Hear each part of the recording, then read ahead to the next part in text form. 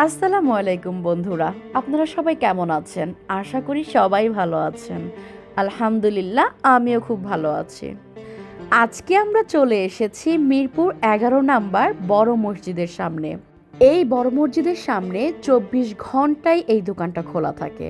তো আমরা সময় পেলেই মাঝে মধ্যে চলে আসি এই কাবাবটা খাওয়ার জন্য। আর এইখানের কাবাবটা এতটাই ফ্রেশ আর এতটাই মজা, অন্য কোথাও এই স্বাদটা আমরা পাই না। তাই তো বরাবরের মতো আজকেও চলে আসলাম এই মা বাবার দোয়া কাবাব ঘরে, আর করে দিলাম হরেক রকমের কাবাবের অর্ডার। এখানে আছে খিরি কাবাব, গরুর ফ্যাপসা, তিল্লি, বট, তারপরে গরুর চাপ, খাসির চাপ, মুরগির চাপ, কোয়েল পাখির ডিমও আছে, আবার গরুর মগজও আছে। সবচেয়ে ইন্টারেস্টিং ব্যাপার হলো গিয়ে ওদের যে সসটা,